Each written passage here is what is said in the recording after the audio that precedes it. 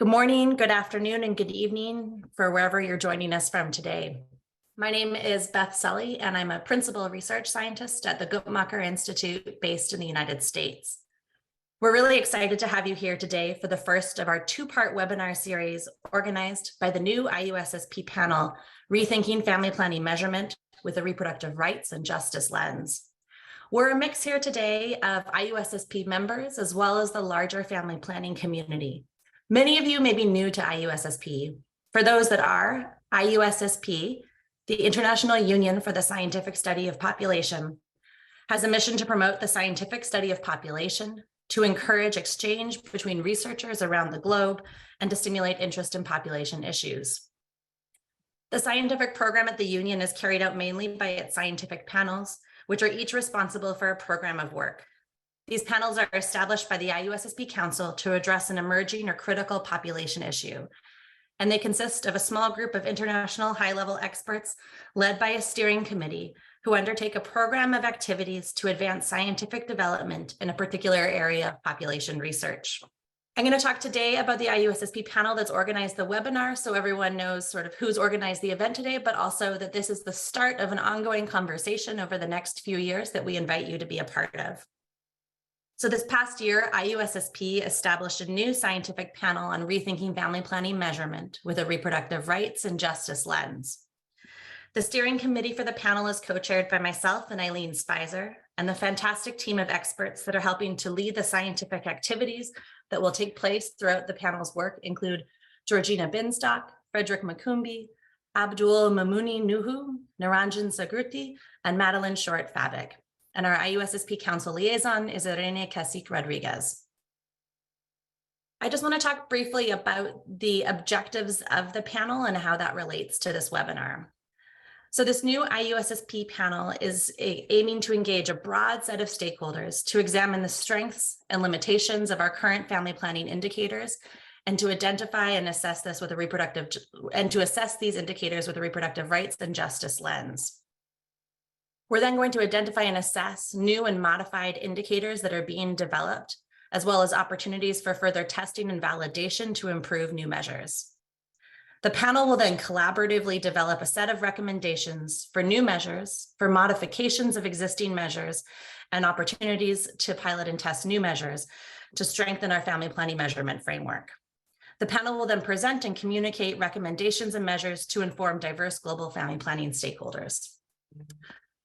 To do this, we're going to engage in a set of 4 activities over the next few years, and you all are taking place today in the first one, a webinar series, which is aiming to explore current demand-side measures and the need for novel measures to address gaps and limitations in our current measurement framework. We're going to have the first webinar with you all today, and there's going to be a second webinar in June, which we'll share information for at the end for how you can register to attend that webinar as well. Following the second webinar, shortly after, we'll release a call for papers, inviting those working on new measures of family planning demand to join us for an expert group convening on demand-side family planning measurement, where our goal will be to share new research and discuss new ideas under development. Building off this review of current work underway, the panel will host an expert workshop to collaboratively develop a set of recommended demand-side family planning indicators, which will include new indicators validated and ready for use, measures that could be ready and could be incorporated into our standard surveys, and promising measures that require further testing and validation. Our final activity will then be to disseminate the panel's learnings and recommendations through engagement with the large IUSSP, as well as family planning measurement communities.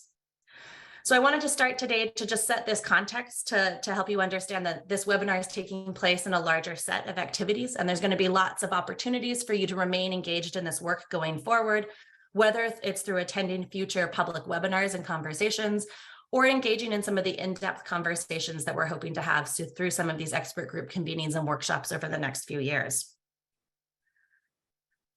Please stay tuned to the IUSSP website, as well as an email that will come to your inbox after the webinar from today's event, inviting you to register for the June 21st webinar, which is titled, How Should We Define and Measure Demand for and Use of Family Planning? New Directions and Frameworks for Family Planning Measurement. I also wanted to note that while it's still a few years out, please make plans to attend the 30th International Population Conference in Brisbane, Australia in July of 2025. We'll be sharing the recommendations at the event from this panel's activities alongside some of the top population research from around the world. I just want to go over a few logistics for the webinar today before we move over to our wonderful group of panelists who's going to be sharing their views and thoughts with you today. So the chat is disabled for the webinar, but we're asking everyone to please raise their questions through the Q&A feature. To do this, you can scroll down and you can see questions that are listed. You can vote up questions you like or that are similar to ones that you were thinking of asking. So you can elevate the importance of questions you want to prioritize us answering. And you can type in new questions and you can address it to just one panelist or to the group of us. We'll try to get to as many questions as we can, but we probably won't be able to get to all of them today, but we'll try to answer some in the chat. We have simultaneous interpretation for the event today. Most of the presentations will be in English, except for one in French. If you go to the bottom of your Zoom screen and click on the globe interpretation icon that is there, please select the language for which you would like to listen to the webinar. And please remember to do that, especially if English is the language you're choosing, to do that in advance so that you hear the English interpretation of the French presentation when we get to that. So we're kicking off the exciting new IUSSP Panels activities with our webinar today, and we have a really fantastic set of speakers that are going to be sharing their thoughts with us and really trying to help, I think, kick off what's going to be an engaging conversation about where we've come from, what we're currently doing with our family planning measures, and where we should be going. We're going to start the event with Amy Tsui and Aasha Jackson presenting on different frameworks that have shaped family planning measurement and how this informs future directions, including the role of reproductive rights and reproductive justice as guiding frameworks. Amy Tsui is a professor emerita in the Department of Population and Family and Reproductive Health at Johns Hopkins Bloomberg School of Public Health. Dr. Tsui is the former director of the Bill and Melinda Gates Institute for Population and Reproductive Health at Hopkins and the Carolina Population Center at the University of North Carolina, Chapel Hill. Aasha Jackson is the Associate Director of Black Leadership and Engagement at Planned Parenthood Federation of America, where she works to strengthen and build PPFA's partnerships, initiatives, and relationships with racial justice and reproductive justice organizations and coalitions, as well as the Black community. She was previously the Director of Grant Making and Strategic Partnerships at Sister Song, the Women of Color Reproductive Justice Collective. So thank you all for joining us today, and I'm pleased to pass the Zoom microphone over to Amy to start us off. Great. So good morning, good afternoon, and good evening to everyone in this Zoom webinar.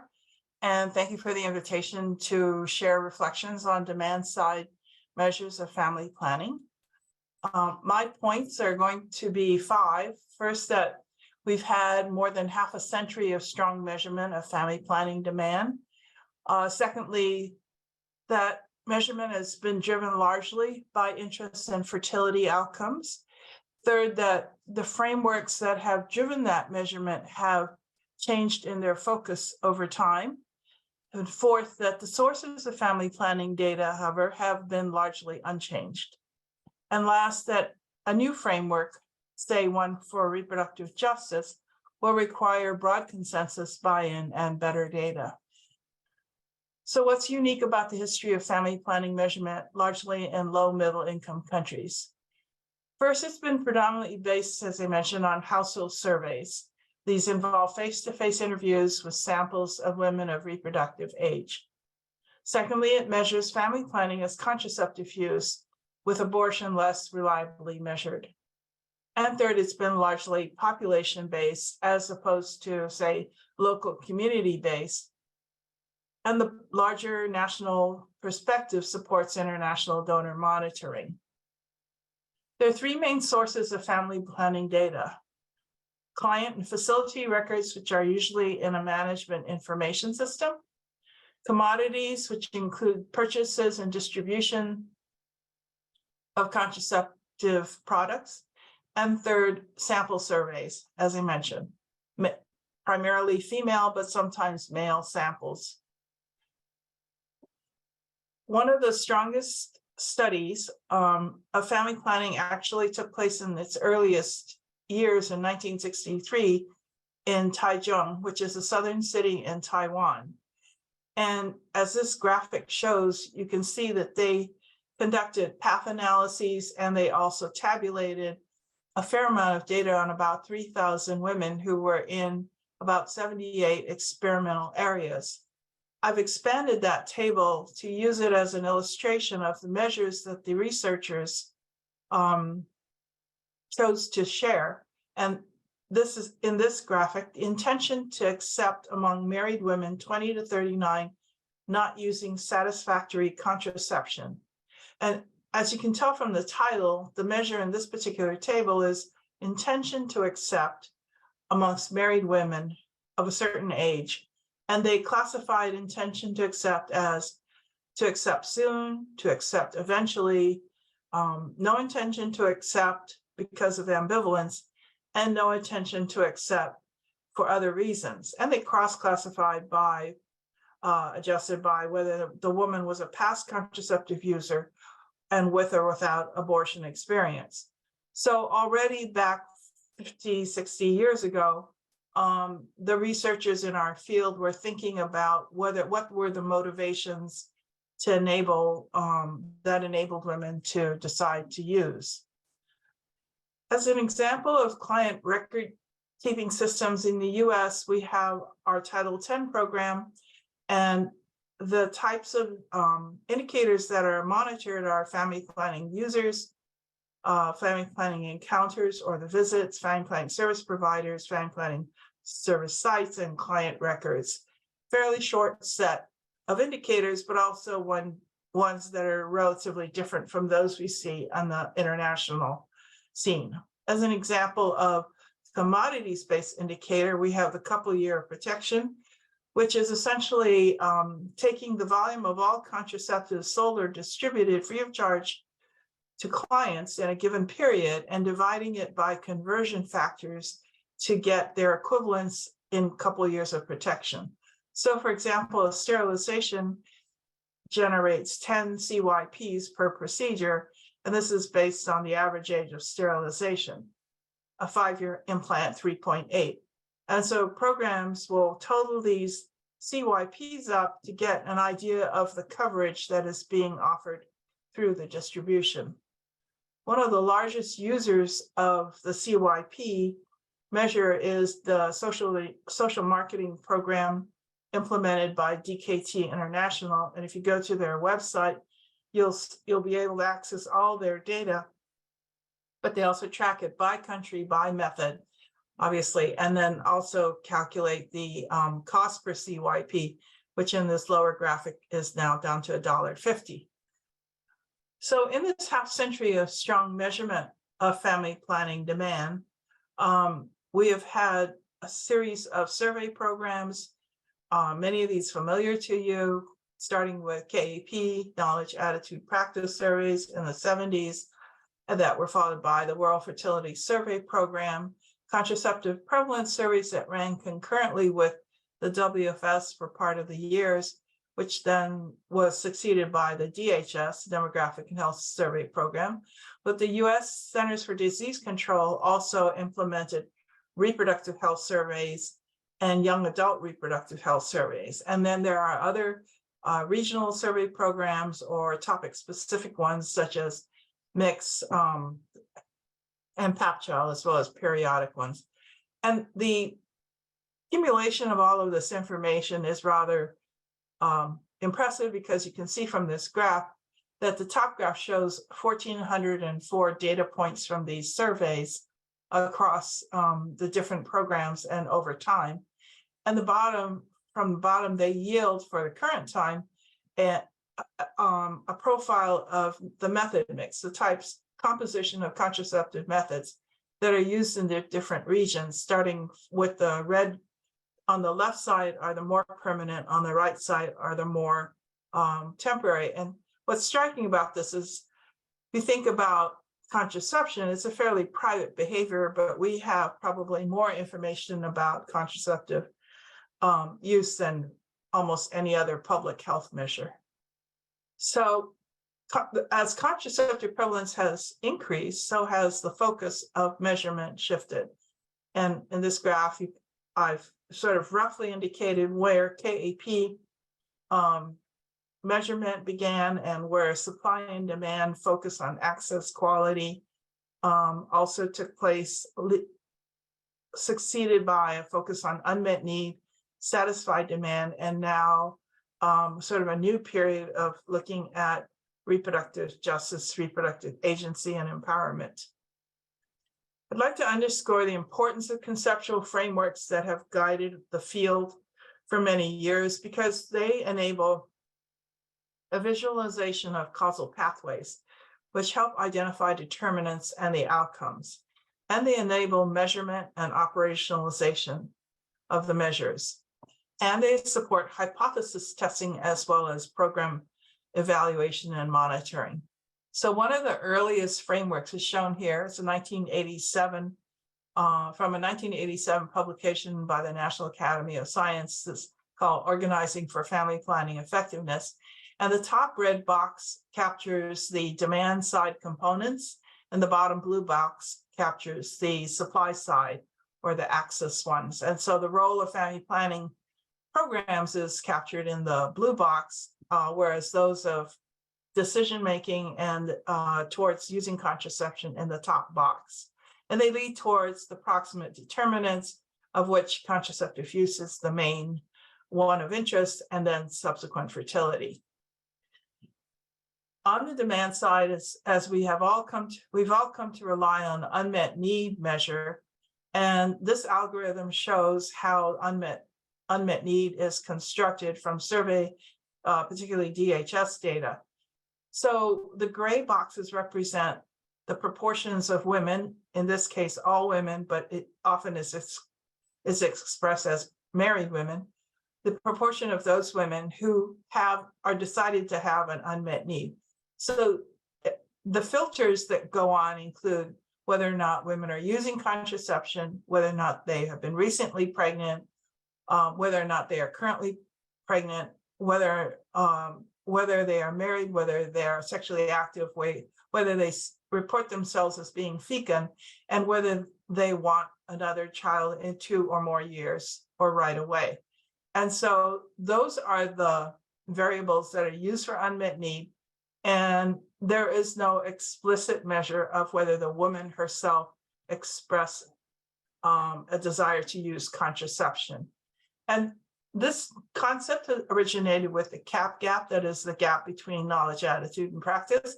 It was framed earliest by Charles Westhoff, and as I mentioned, most recently revised by Sarah Bradley and her colleagues.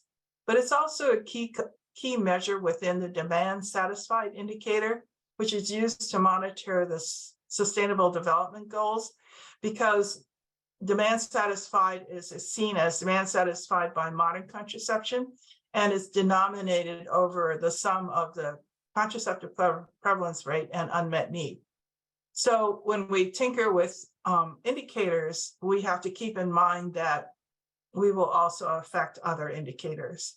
And I already mentioned that in the algorithm for unmet need are a number of exposure issues which have been raised by researchers: sexual activity, fecundity, marital status, pregnancy. These all can affect whether or not a woman is currently in need, so to speak, of contraception. And mostly we infer that she has a need. A more recent essay by Madeline Fabick raises important questions about what do we demand?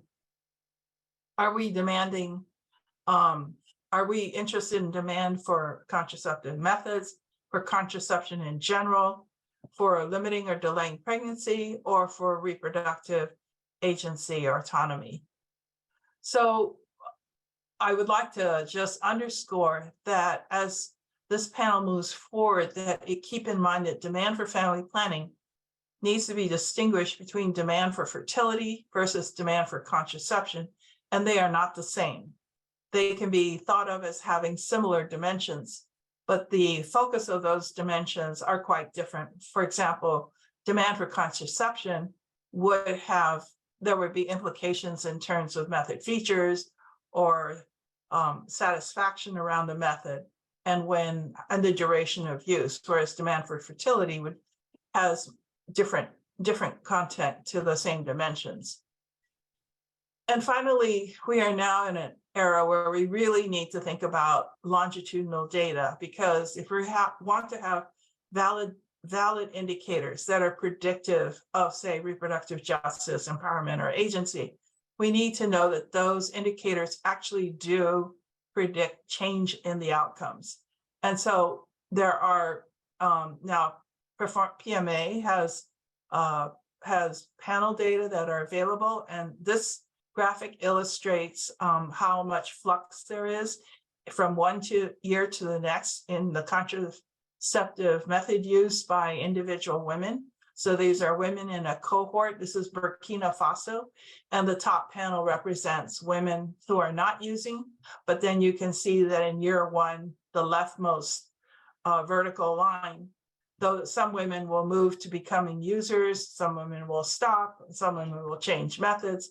And so at any given time, there is a fair amount of change.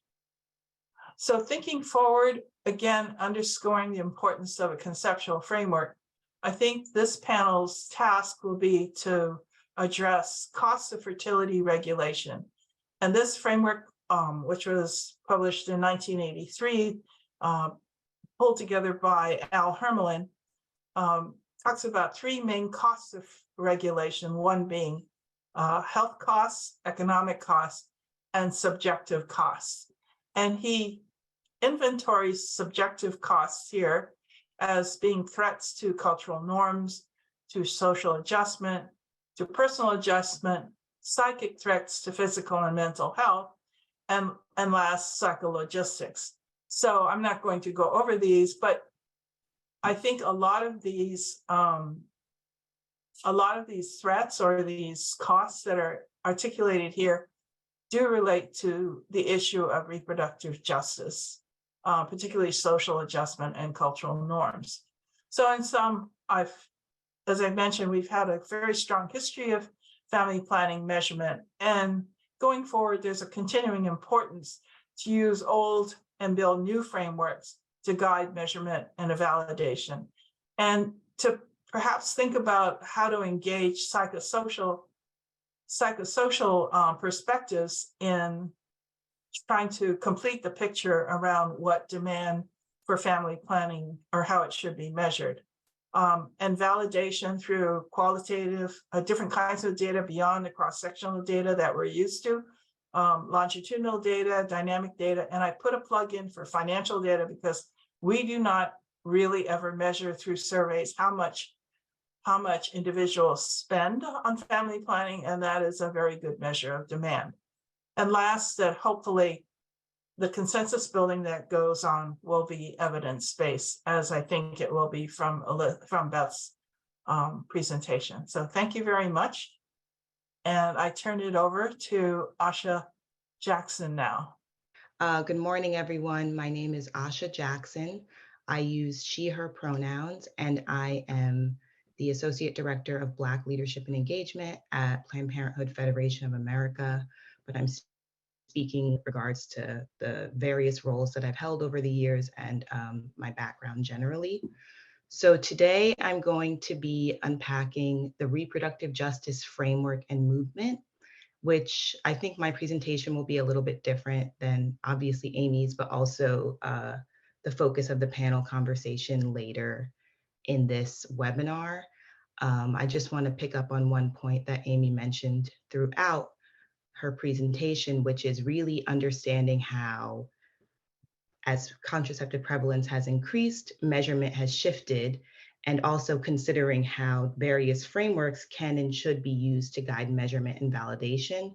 Throughout the course of this presentation, I'm going to unpack the reproductive justice framework and movement and essentially outline why it can and should be used to guide measurement for family planning. So before getting into the presentation, I think I just wanted to make a quick note to say why and how I came to this space, why and how I show up in the reproductive justice movement. So I currently work at Planned Parenthood in a role that's responsible for building and strengthening Planned Parenthood's partnerships with Black-led organizations in the US, and particularly Black-led reproductive justice organizations. Prior to this role, I worked at Sister Song, which is the National Women of Color Reproductive Justice Network in the US. And in this role and in my prior graduate school research, I really focused on understanding the reproductive justice framework and movement. And my interest in reproductive justice came out of my prior experience in the global health arena. And really, I previously worked at USAID in a role where I became intimately familiar with the history of coercion in family planning globally. And I think that understanding this history and understanding the various abuses that have existed in history and today led me to, I guess, identify a framework and a movement that really centered those experiences and centered the experiences of marginalized communities more generally. And that's how I came to reproductive justice. So today I'm speaking from my reproductive justice hat, but also my past experience working on reproductive health in low and middle income country settings. So today I'm going to start with an overview of what reproductive justice is and how it differs from reproductive health and rights. Then I'm going to talk through the framework in more depth, specifically outlining what it calls for and the different frameworks and theories that it's grounded in. I'm then going to discuss the history of the movement and some of the key players and actors, both at the time of its birth, but also today.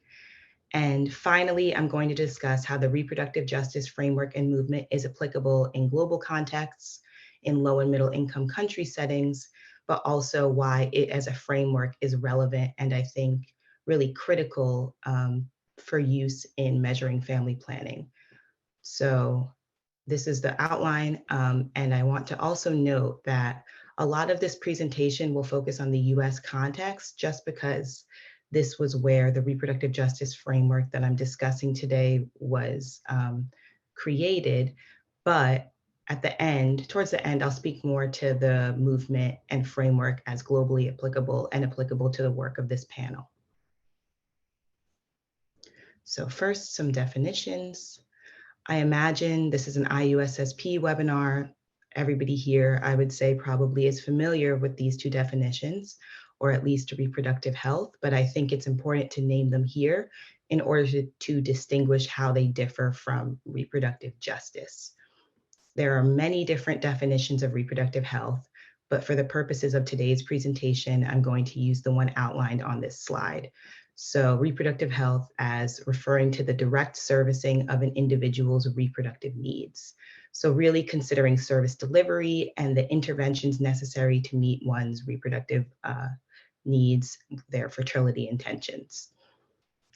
Reproductive rights, on the other hand, focuses on legal protections for reproductive health services. So thinking about individual legal rights to reproductive healthcare services. And in talking about reproductive rights in the US context, the reproductive rights framework came, I think, originally to champion women's entitlement to a full range of rights related to reproduction, reproductive freedom, and reproductive health. However, by the 1990s, there was wide recognition that this approach, the reproductive rights movement as it came to be in the US context, didn't meet the needs of all people, particularly because of its focus on choice around abortion, and also, well, that was primarily the main reason, just thinking about how the idea of choice and the focus on abortion is critical and important, but didn't meet the needs of Black women in the US and other marginalized communities in the US. Because reproductive oppression is one of the central issues that reproductive justice as a framework is outlined around. And just here, I want to note that when talking about RJ, or reproductive justice, RJ activists understand reproductive health, reproductive rights, and reproductive justice as all necessary frameworks that target different aspects of what's needed to combat reproductive oppression. So now moving into reproductive justice, here's one definition that I think is useful. So reproductive justice refers to the complete physical, mental, spiritual, political, economic, and social well-being of all people, and will be achieved when people have the economic, social, and political power and resources to make healthy decisions about our bodies, sexuality, and reproduction for ourselves, our families, and our communities in all areas of our lives. So really, reproductive justice focuses on the human right to control our bodies, our sexualities, our gender, and our reproduction. And it posits that that right can only be achieved when people have complete economic, social, and political power and resources to make decisions. Loretta Ross is one of the founding mothers of reproductive justice and explains that reproductive justice says that the ability of any person to determine their own reproductive destiny is linked directly to the conditions in their community. And these conditions are not just a matter of individual choice and access. So really thinking about what are the various social factors and conditions that are outside of an individual's control, but come to influence how they make decisions about their reproductive health. So now I'm going to talk about the framework in a bit more depth. So the reproductive justice framework has 4 key tenets. I'm using Sister Song's definition here, but different RJ orgs have different definitions, but most of them center on these key points. So reproductive justice says that every individual has the human right to maintain personal bodily autonomy, have a child, not have a child, and parent the children we have in healthy, safe, and sustainable communities. Some of the key characteristics of reproductive justice that distinguish it from reproductive health and rights beyond what I've already noted is that it aims to center the experiences of Black women in the US in the debate, moving their voices and the voices of all marginalized communities from the margins to the center of the discourse. It also connects personal experiences with the political reality of efforts to control the fertility of marginalized communities. It uses an international human rights framework because international human rights framework provided more protections and were more comprehensive than what was offered by the US legal system. The US Constitution and similar protections weren't sufficient to speak to the full range of reproductive freedom that RJ activists spoke to. And these international human rights frameworks are far more expansive. RJ also focuses on intersectionality, which refers to an analysis of the effects of intersecting forms of oppression. So understanding how the various identities one hold might influence how they're able to make reproductive choices. And lastly, as I said before, it identifies reproductive oppression as the primary problem, as outlined at the bottom of this slide. So essentially, this is another quote from Loretta Ross, one of the founding mothers of the reproductive justice movement. It recognizes the importance of linking reproductive health and rights to other social justice issues, such as poverty, economic injustice, housing issues, the rights of incarcerated people, environmental justice, and much more.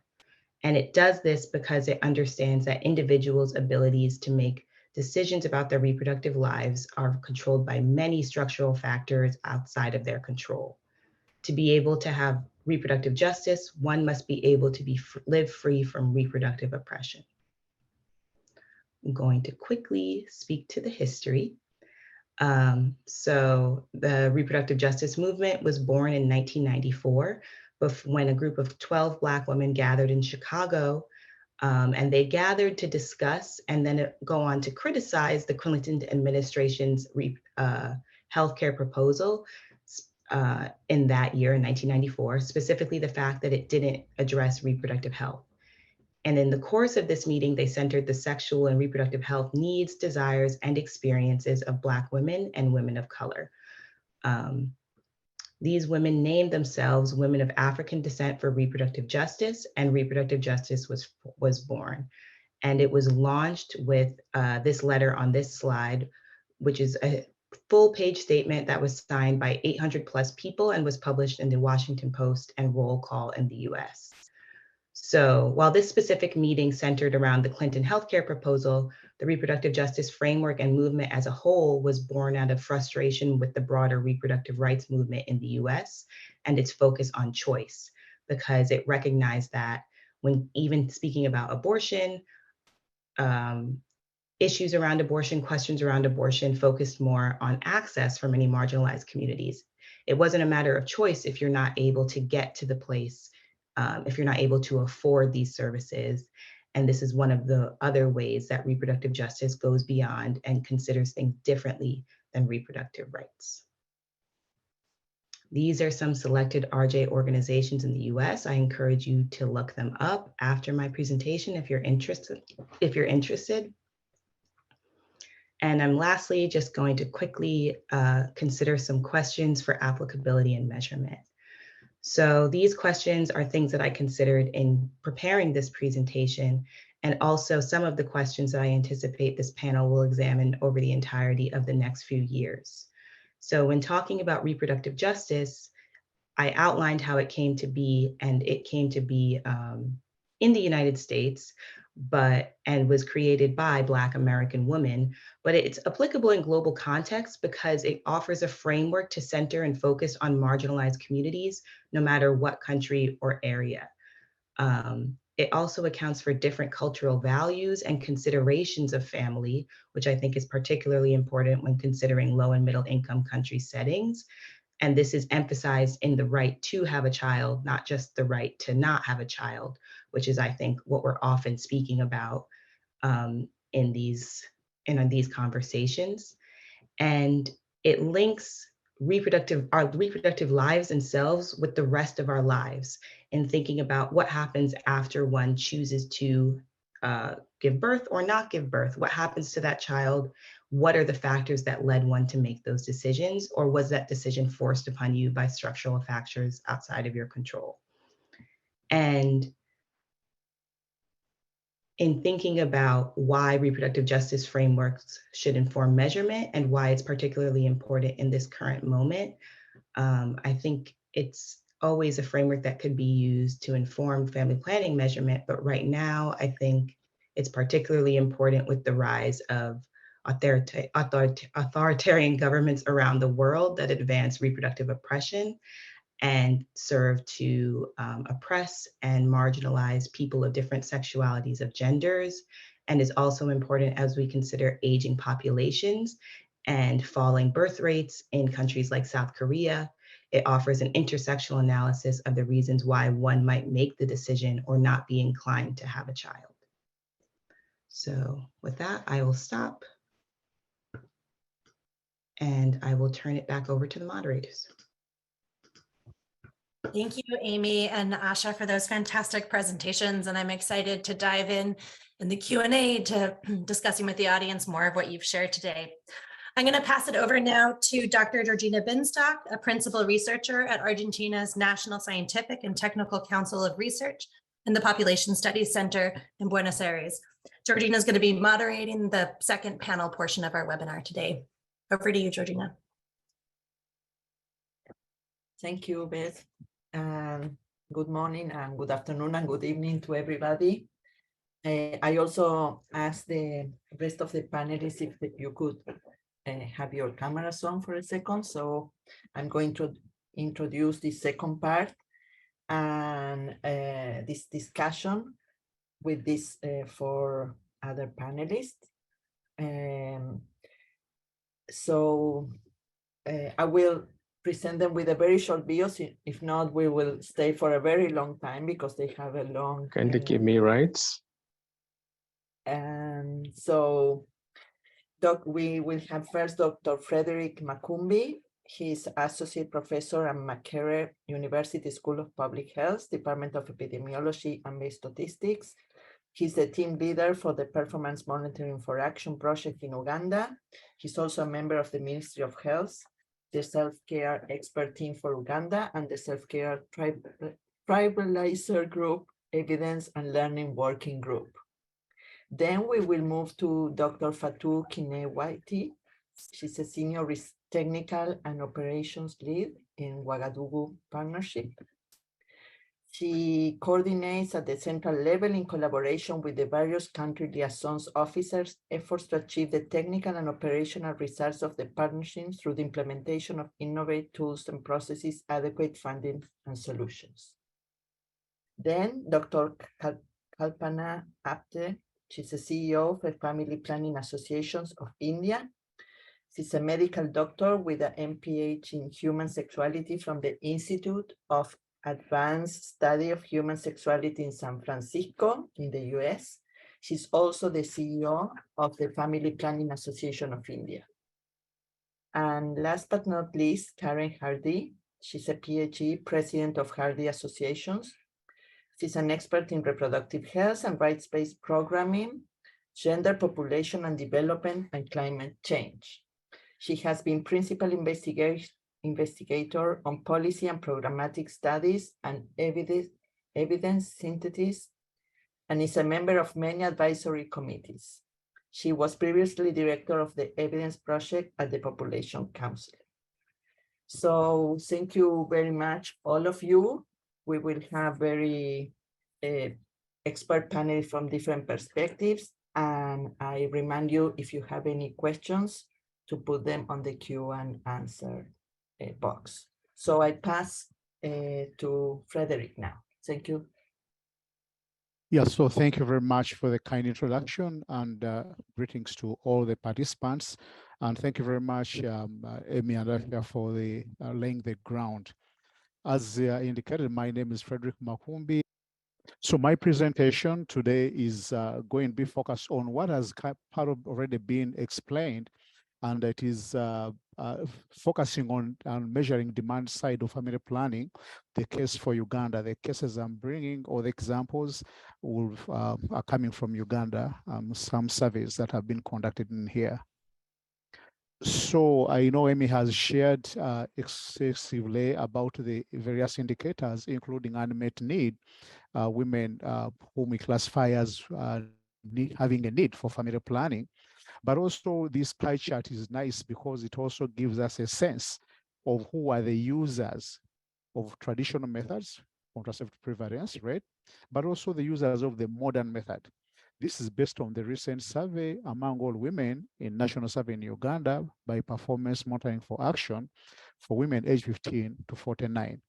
But what is also very important is to note the 43.4%, which is women who desire to have children within 2 years, so they are not using contraceptives, but also women who are already pregnant and they intended to be pregnant. But so the indicators unmet need and contraceptive prevalence, which is split into modern and traditional, also gives us a sense of another indicator called total demand. Earlier presentations have indicated total demand being a sum measure of all those that are colored, unmet, traditional, as well as the modern. And as per the most recent survey of PMA, it was 56.7. However, we also have another indicator called demand satisfied by modern method, which is the proportion of modern contraceptive users among those with a demand. And the demand, as you may see, is not defined by the women, but it is estimated or calculated based on the response of use or non-use of contraceptive and what category you belong to, whether you want to limit or postpone childbearing beyond 2 years when you become an unmet need category if you are not using contraceptive. So demand, total demand, also demand satisfied by modern method. But again, not explicitly stated by the women who provide these responses, but estimated from the sets of questions as explained and shown. But these indicators are used certainly by various programs and government. Specifically in Uganda, we have one of the guidelines or policy documents called the National Family Planning Costed Implementation Plan, the most recent ending 2025. And it focuses on these indicators when we are planning contraceptive commodities and supplies. and also in terms of tracking and monitoring service provision for family planning programs.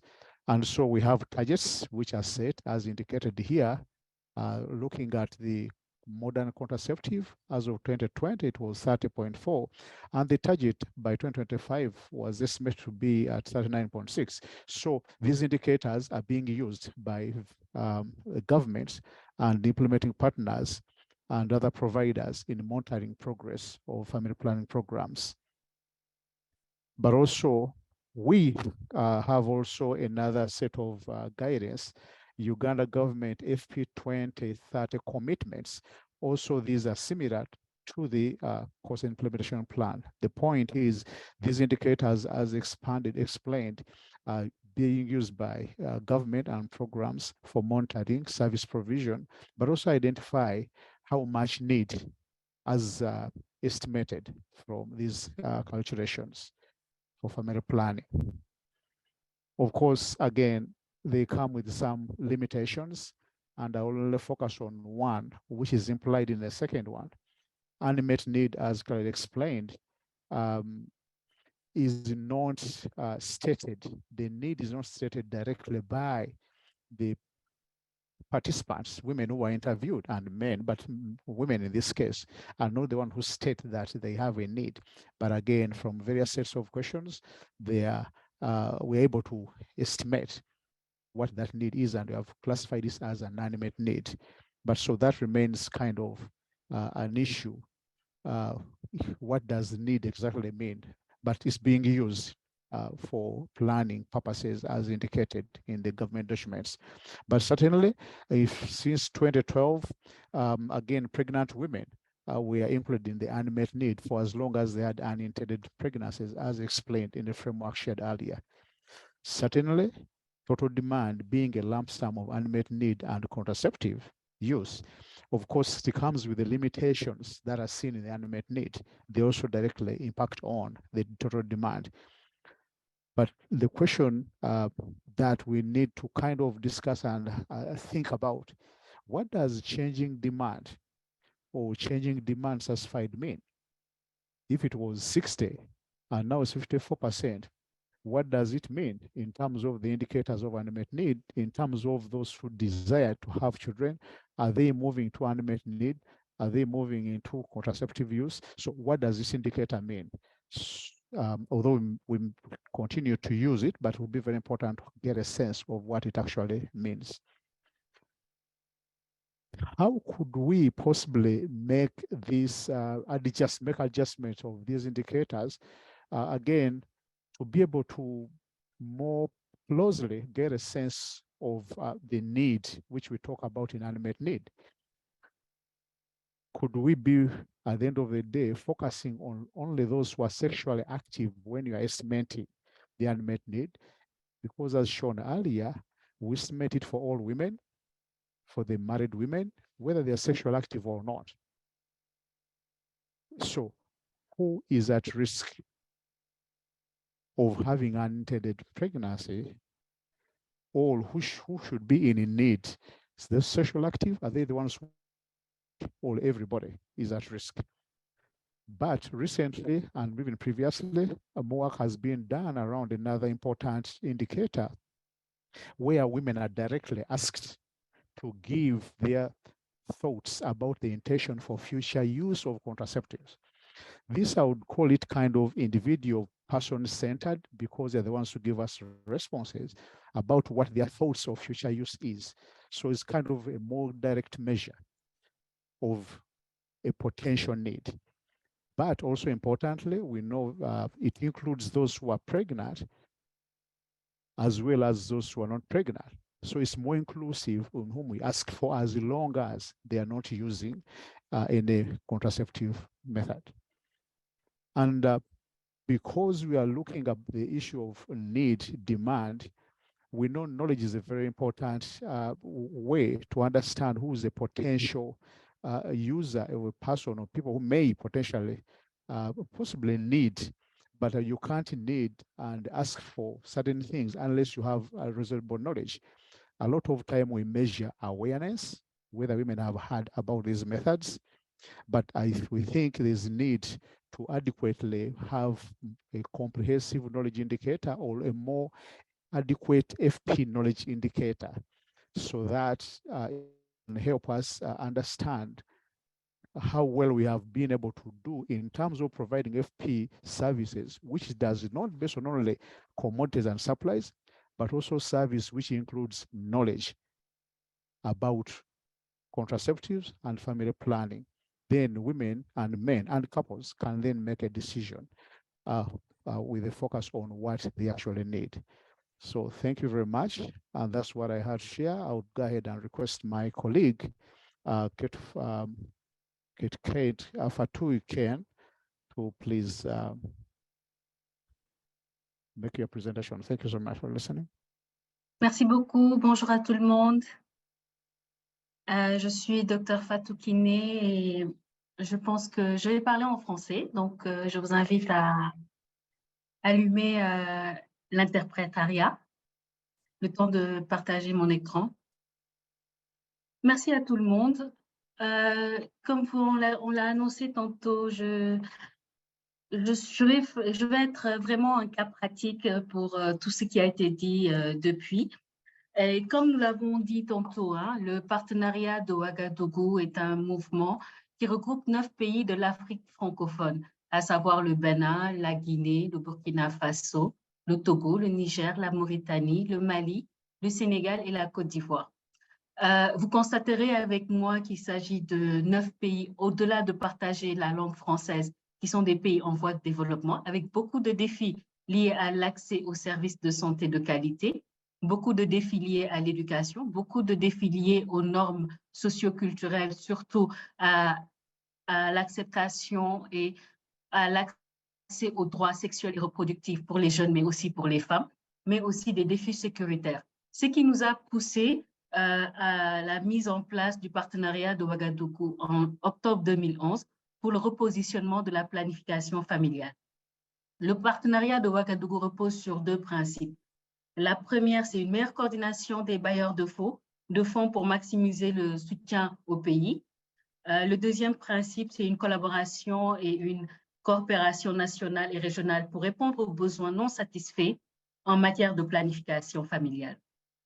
Elle s'est fixée comme vision une Afrique de l'Ouest où un accès facile à la planification familiale de qualité qui sauve et améliore la vie des femmes et des jeunes, et ce qui sert de catalyseur pour un développement durable pour tous. Afin de pouvoir mettre tout cela en place, nous travaillons avec plusieurs parties prenantes, notamment en premier les gouvernements, les 9 gouvernements, la société civile, qu'elle soit nationale ou internationale, mais plus nationale, qui travaille au niveau des 9 pays, y compris les associations et les jeunes. Nous avons aussi un groupe des donateurs et bailleurs qui apportent leur soutien aux 9 pays du partenariat de Ouagadougou sur la planification familiale ou la SR. Et nous avons des champions, à savoir des jeunes, l'UNFPA, l'Organisation ouest-africaine de la santé. Nous avons aussi les organisations de mise en œuvre comme les ONG internationales et autres qui appuient les pays.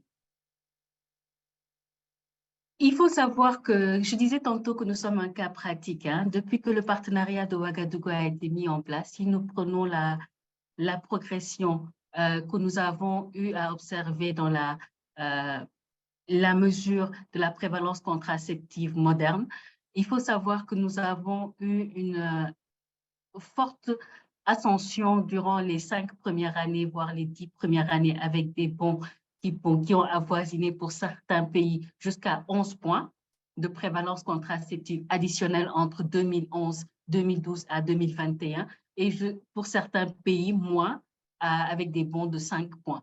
Mais cependant, nous sommes en train d'observer, et vous le voyez sur les courbes, une certaine stagnation sur la prévalence contraceptive. Nous avons la courbe qui n'est plus aussi ascendante que nous le souhaitons au départ, et nous sommes en train de voir quelles sont les raisons et comment faire pour rebooster toute cette dynamique, vu que nous avons une forte mobilisation de toutes les parties prenantes. Il en est de même pour si nous faisons une analyse comparative entre la demande et les besoins non satisfaits. Pour la demande, vous verrez qu'elle a progressé. Elle a progressé et surtout, il faut reconnaître les efforts substantiels des parties gouvernementales, l'appui de la société civile qui s'est beaucoup mobilisée autour des questions de la planification familiale, parce que comme on le disait, avec tous les défis qui sont en lien dans nos pays, ce n'était pas une priorité avant. Donc, le fait de se repositionner nous permet de pouvoir mieux prendre en compte l'ensemble des parties prenantes, les mobiliser et autour de cette question. Donc, nous sommes en train d'augmenter la demande. Mais en même temps, les besoins non satisfaits baissent, mais de manière assez lente. Hein. Il faut le reconnaître, que de 2 points pendant les 10 dernières années. Et surtout, ça, c'est beaucoup lié à la persistance du retard dans la matérialisation des efforts qui sont menés pour mieux permettre l'accès aux jeunes à la planification familiale.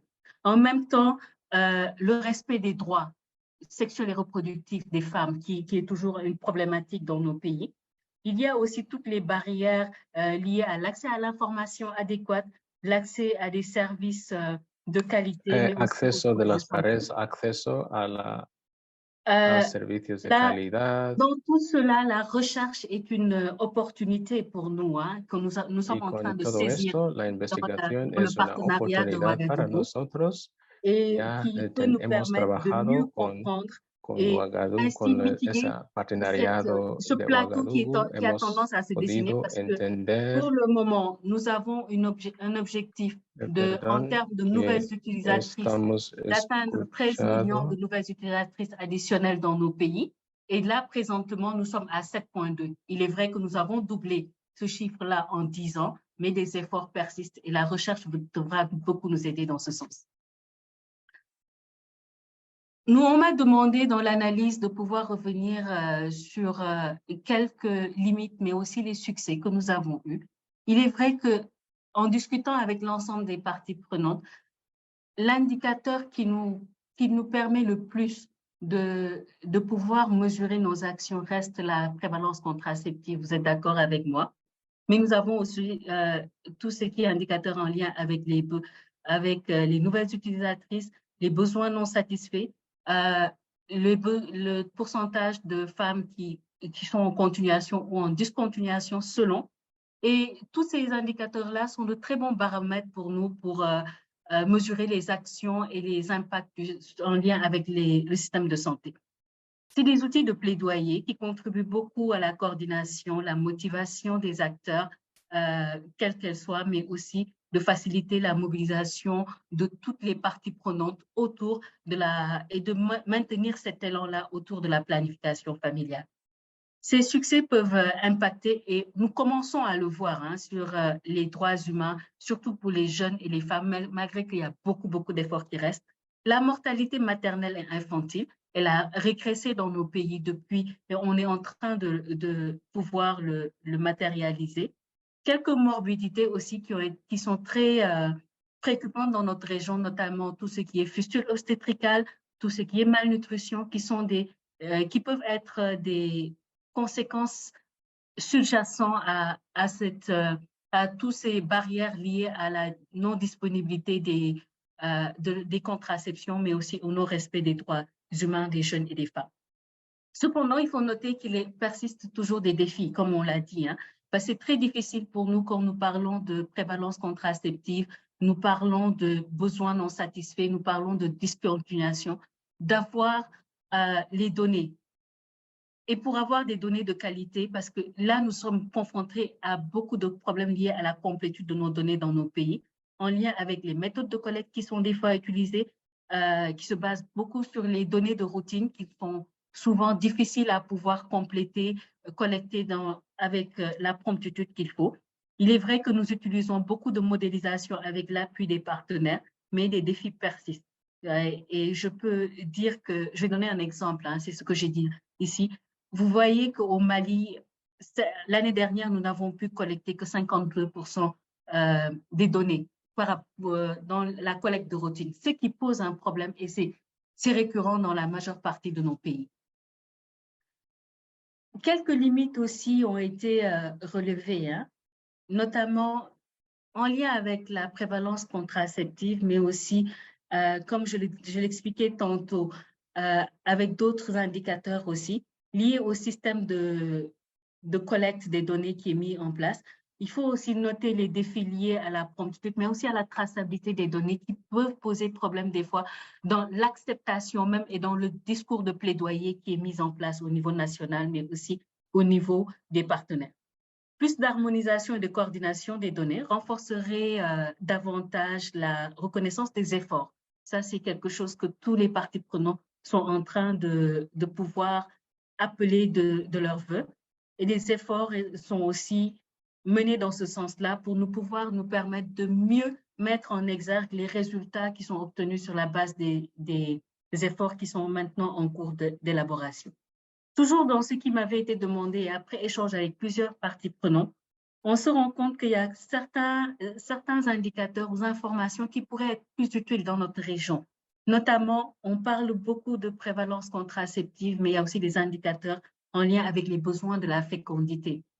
De plus en plus que nous sensibilisons les communautés, de plus en plus que les femmes sont informées, de plus en plus elles ont ce besoin-là de pouvoir être accompagnées aussi dans leurs besoins de fécondité, quels qu'elles soient. Et mes collègues sont déjà revenus sur ça dans leur présentation. Il y a aussi l'implication de tout ce qui est des hommes, mais aussi des jeunes dans la planification familiale, qui est très mal documentée et qui ne nous permet pas. Souvent, nous avons beaucoup de barrières socioculturelles qui nous aideraient beaucoup plus à comprendre, mais aussi à pouvoir lever ces barrières-là. Il y a le taux de discontinuation qui doit être désagrégé pour nous permettre de mieux impacter. Je veux parler par là de celles qui sont liées à l'intention de la femme même d'arrêter la contraception. Ou bien, quelles sont les autres raisons de cette discontinuation? Est-ce que c'est lié à une tierce? Est-ce que c'est lié à la société? Est-ce que c'est lié à son conjoint? Tout ça, c'est des données qui seraient très intéressantes pour nous permettre d'avoir ce gap substantiel de 6 millions de nouvelles utilisatrices qu'on est en train de chercher d'ici 2030 et qui pourrait peut-être nous permettre de booster davantage et de pouvoir avoir un langage plus adéquat par rapport à nos normes socio-culturelles, mais aussi qui peuvent promouvoir les droits sexuels et reproductifs des femmes et des jeunes de la région francophone, ouest-africaine. Merci beaucoup. Thank you, Fatou. Now we are going to hear to Kalpana, if you can, please. Yes. Thank you, Georgina. Good morning, good afternoon, good evening. Thank you for having me here. Before I start my presentation, I would like to make a disclaimer. I'm not a demographer, neither I'm a statistician.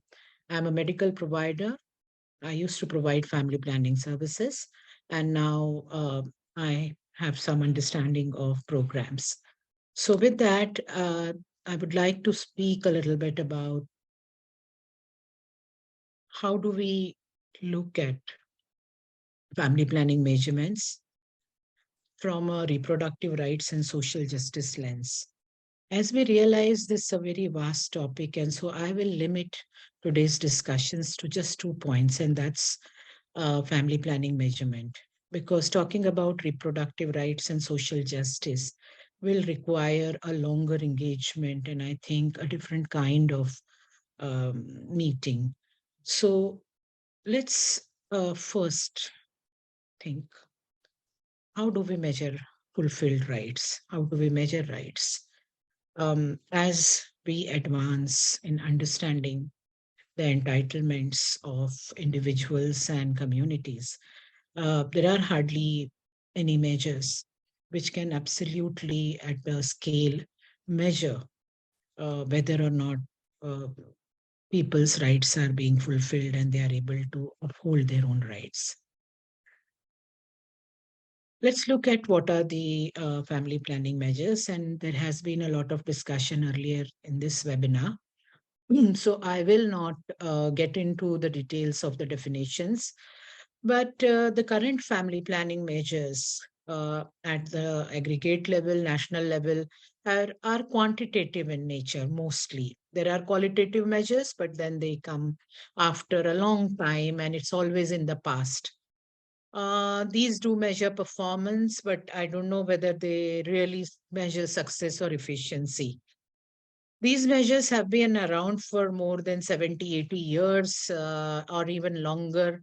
And today's world is no longer the world which was 75 years ago that reality existed. So let me just take up two measures and let me look at it from the lens of a person who is on the ground, or the providers, or the how the programs are unfolding on the grounds, and what is the view from the ground. And let's look at these two important measures and definitions. So the definition of unmet need, we all know very well, and Amy has already very clearly outlined it. So let me immediately move on to the next issue, that the still, unfortunately, we continue to use the measure for unmet need as unmet need for family planning. Unfortunately, the world is moving beyond biology and anatomy, but unfortunately, we still have to, for some reason, look at reproductive biology and the intention to become pregnant or not as a measure. Whether a person is able to become pregnant and whether their reproductive biology is in sync with that is measured. The eligibility to becoming pregnant is measured, but it's an exclusive indicator. It does not capture the need for not becoming pregnant or not really ensuring that the partner becomes pregnant among young people, men, and whole category of people whose reproductive intentions we can never understand, neither we can fulfill, because we are not measuring their needs. And I've been asking that, can we have a more inclusive indicator in which we can measure the reproductive intentions of a whole group of people? Single people. I mean, it's so unfortunate that, yes, we know that now it is a little bit evolved and it's all women, but single people who are not married, who are not in consensual relationships, their reproductive intentions are also absolutely not measurable. And so we do not get to know the quantum or the scale or the need that exists. And so programs cannot be designed really with a solid understanding of what's needed out there. And so if you really see this measure balances on the biology and social construct, which no longer in this day and age are good pivots for any indicators to be framed. And I think we, first of all, the first thing we need to do is to redefine unmet need to become much more responsive from a gender and reproductive rights lens. Now, I will come to the second indicator, quickly speaking about traditionally, we have been measuring the success and the uptake of family planning through an indicator, which is couple year protection. And I have deliberately put this picture of a chessboard and the queen and the king, because this particular indicator provides actually a hierarchy. There is a hierarchy of methods here.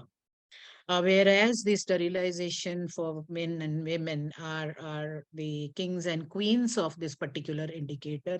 It indicator really has, it looks at it from a demographic lens, and we all know the scale, and so I won't linger on this longer. Suffice to say that it really, when we are globally moving towards, or in countries, we are moving towards much more long-term reversible methods, and also methods that suits the lifestyle of people who are not into regular sexual relationships or behaviors. Those, how do you capture then the success of programs which are reaching out to such individuals and groups? And you really capture, because the programs which will deliver higher CYP are the ones which are going to be done.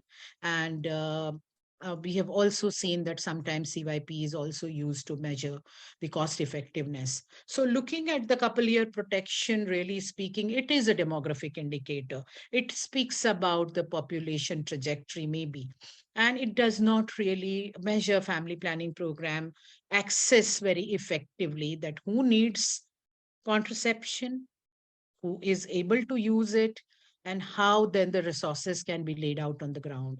How does it informs the supply chains? And it is also skewed towards a provider-based method. Is it really useful anymore is the question that I would like to ask all experts who are into designing and measuring indicators which measure such programs. And can we then think about another method which may be more equitable, like a contraceptive method mix?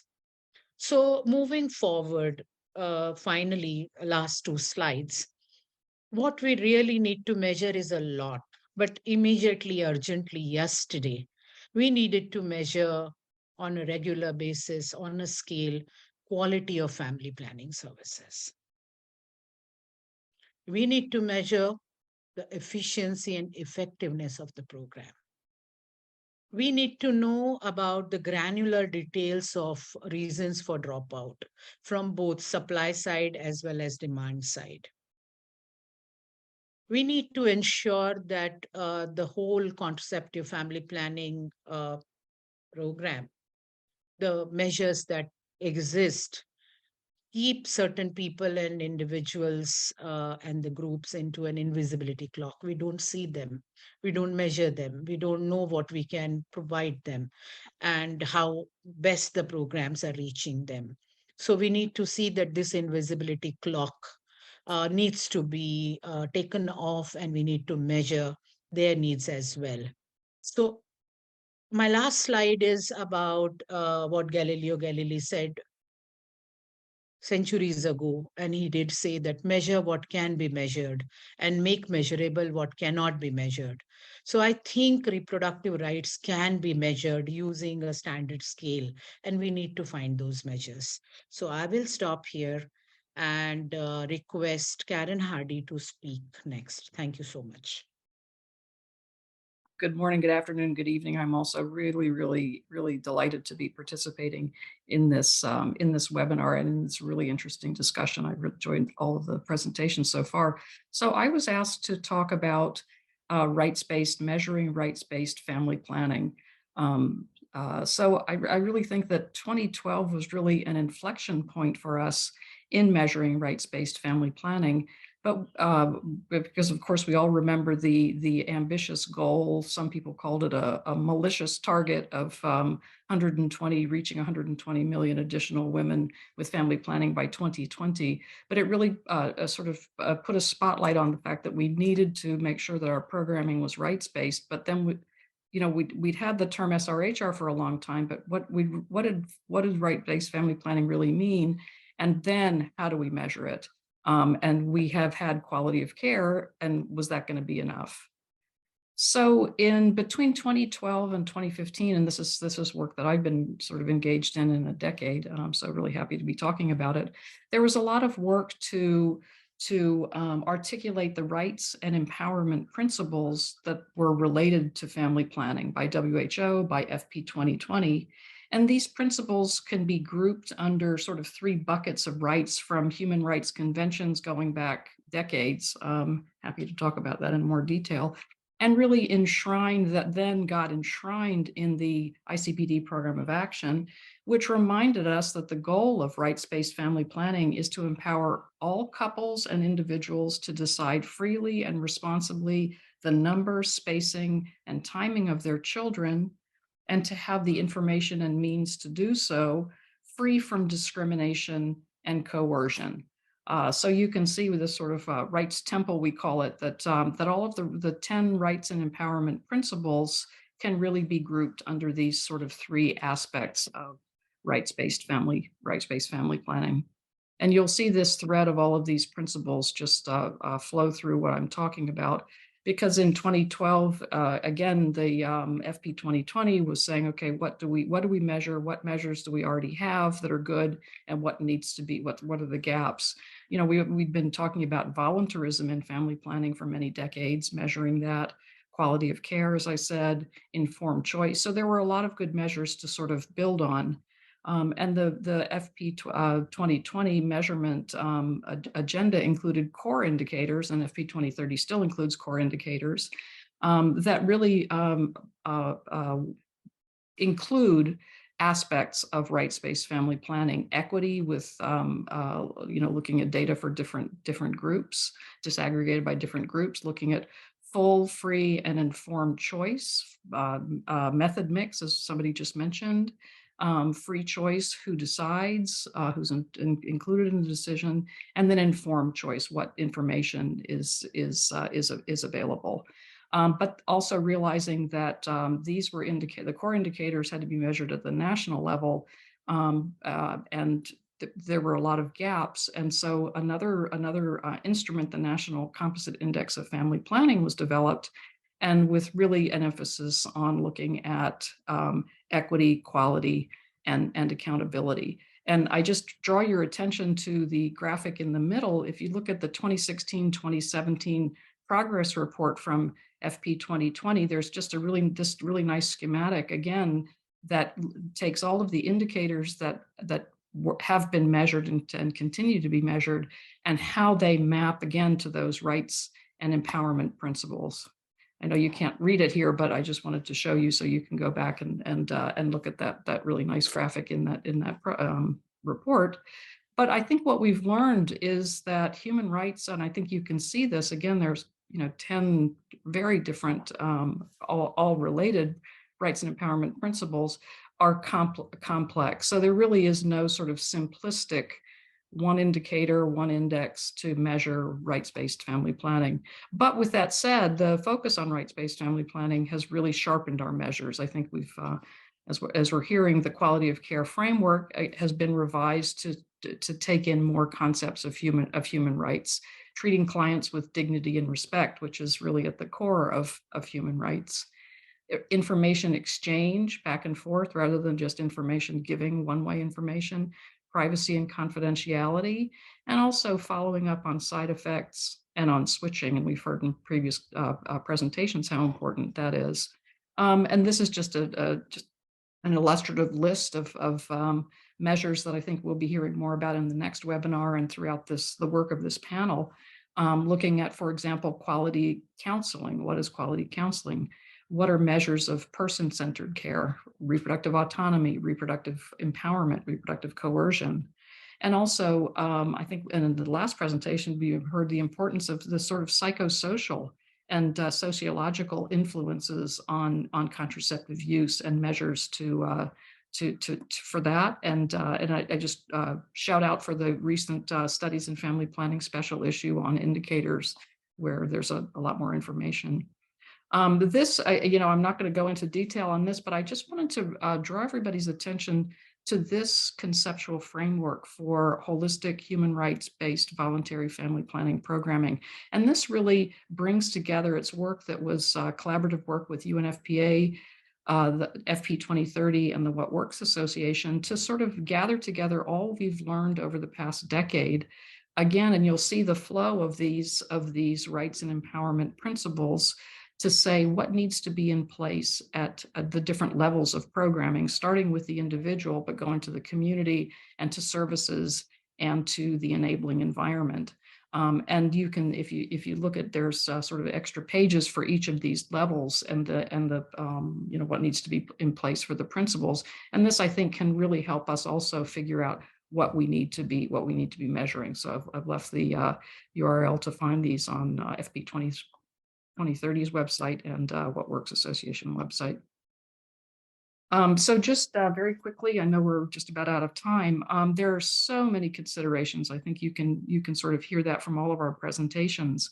And I think that one of the biggest is contraceptive use, or actually we've even been reframing it as modern contraceptive use, the only acceptable outcome of our programming.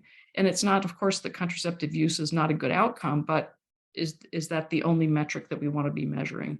And we've heard this before, are we focusing too much on women? Are men well served by our measurement and their rights? And this one, I think, is a big one, the various audiences for indicators. Do we need different indicators to advocate for funding versus programming? Anyway, we could have a long discussion, I know, about that.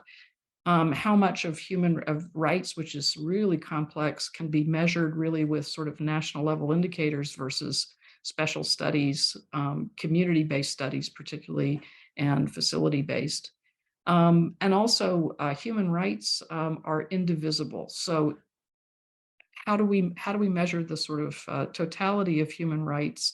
A couple of projects have tried to do that, and again, it's just very, very complicated. Or are we measuring enough about each of the components that we'll have a picture that we can put together? And again, I think back to Aasha's presentation, what do we need to do to measure human rights based programming versus, and I don't mean to say it's versus, but in addition to social justice. And then just for the panel, the coordination of indicators, and then who gets to decide what gets adopted. So I will stop here and just say thank you. Thank you so much, Karen, and thank you to all of the 6 excellent presentations we have from our panelists. I invite you all to put on your camera. We are running out of time.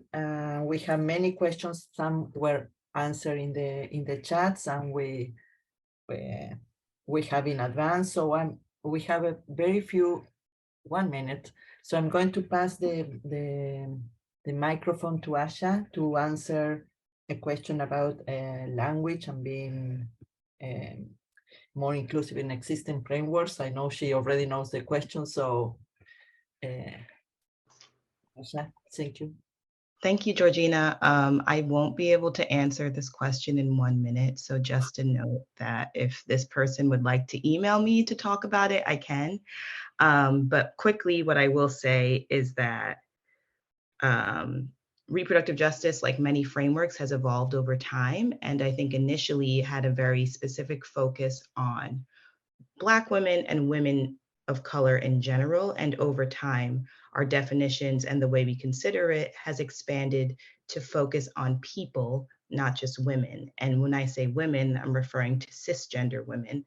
So the framework has evolved to really accept and push the fact that people of all genders, number one, gender is not a binary, it's a spectrum, and people of all genders can become pregnant and have a need for reproductive health services.